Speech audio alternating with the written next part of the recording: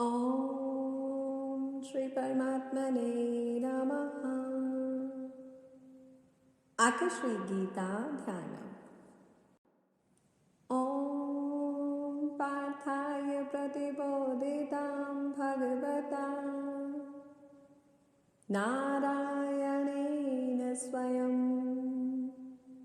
व्यासेन ग्रथितां पुराणमुनिना मध्ये महाभारतम्।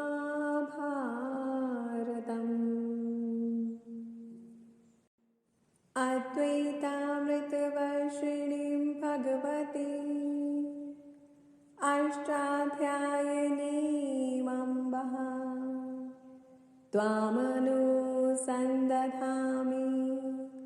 भगवद्गीते भवद्वेषिणी। श्रीभगवद्गीते भवद्वेषिणी। अर्थात, हे भगवत गीते, जिस पूर्ण प्रकाश द्वारा पाठ को स्वयं भगवान नारायण ने प्रकाशित किया था और जिसकी रचना महाभारत में प्राचीन ऋषि व्यास जी ने की थी, हे दिव्य माँ, पुनर्जन्म का नाश करने वाली, अद्वैत के अमृत की वर्षा करने वाली और इसमें 18 प्रवचन शामिल हैं। हे गीते, हे स्नेहमयी माँ, हम आपका ध्यान करते हैं। नमोस्तुते व्यास विशाल बुद्धि फुल्लारविन्दायतपत्रनेत्र येन त्वया भारत तैलपूर्णः प्रज्वालितो ज्ञानमयः प्रदीपः।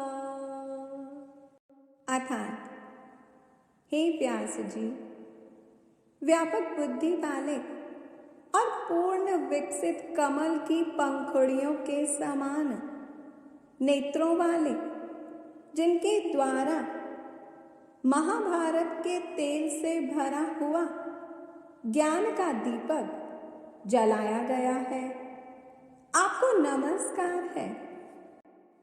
प्रपन्न पारिजाताय स्तोत्रवैत्रेयकपाणये ज्ञानमुद्राय कृष्णाय गीतामृतदुहे नमः।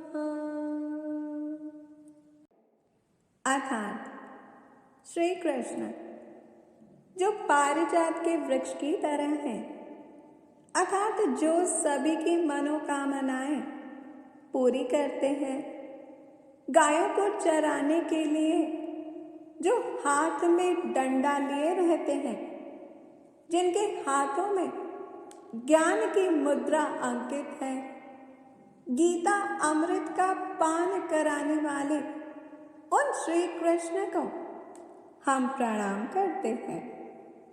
सर्वोपनिषदो गावो दुग्धा गोपाल नंदनः पार्थो वत्स सुधीर भोक्ता दुग्धं गीतामृतं महा।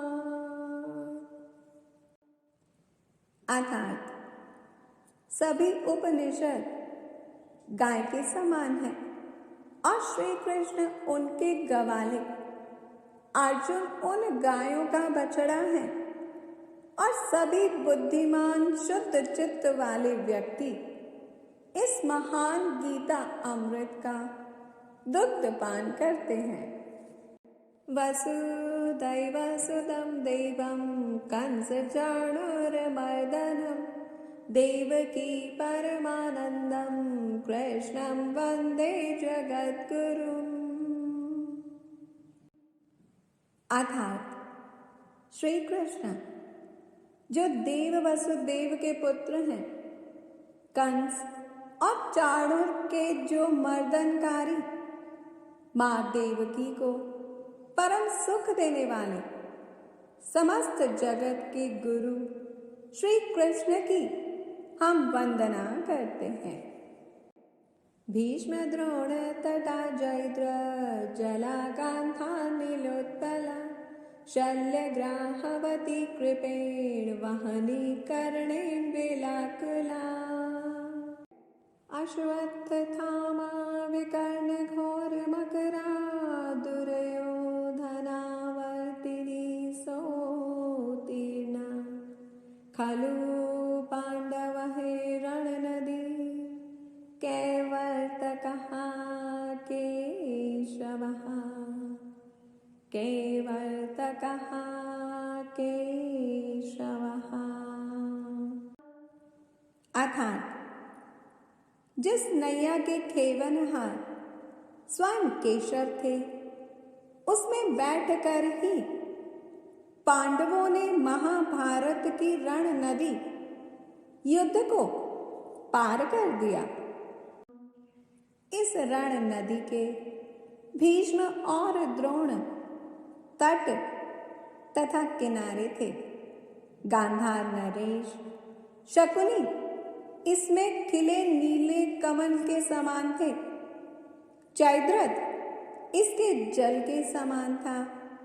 शल्य इस नदी के मगरमच्छ के समान, कृपाचार्य ज्वार के, कर्ण बड़ी लहर के समान, अश्वत्थामा और विकर्ण घड़ियाल के समान और दुर्योधन इस नदी के भंवर के समान था।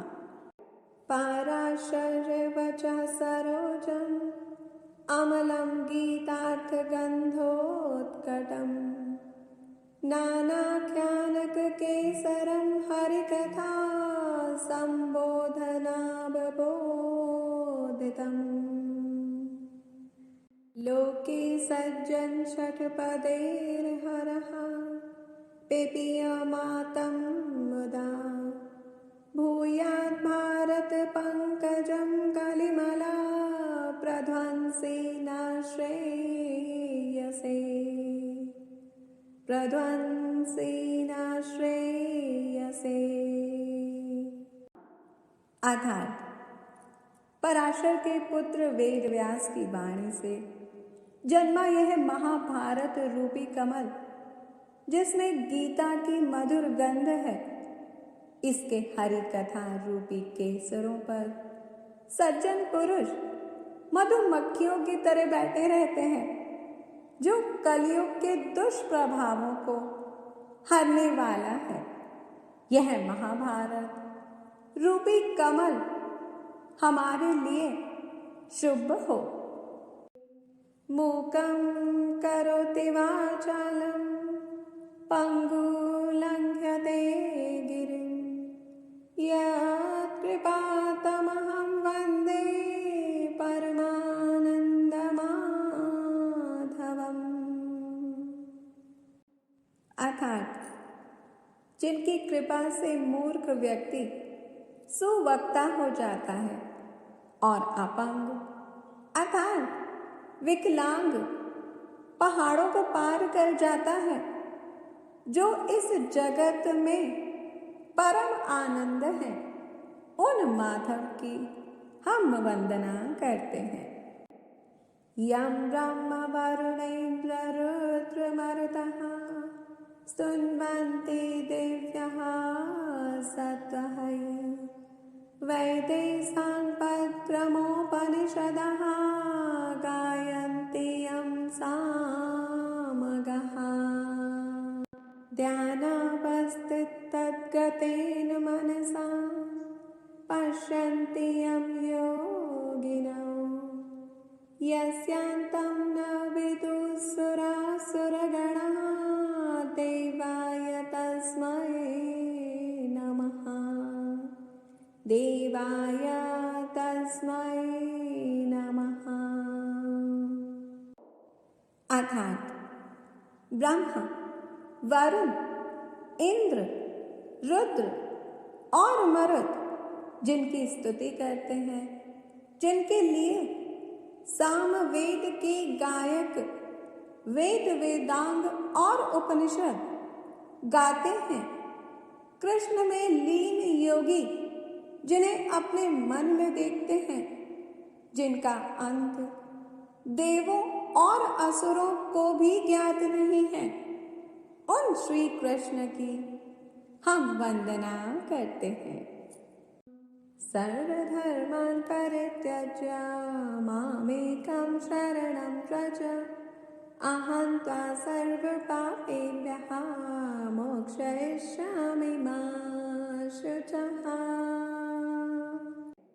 अर्थात श्री प्रभु कहते हैं, संपूर्ण धर्मों को अर्थात संपूर्ण कर्तव्य कर्मों को मुझ में त्याग कर तो केवल एक मुझ सर्वशक्तिमान सर्वाधार परमेश्वर की ही शरण में आ जा।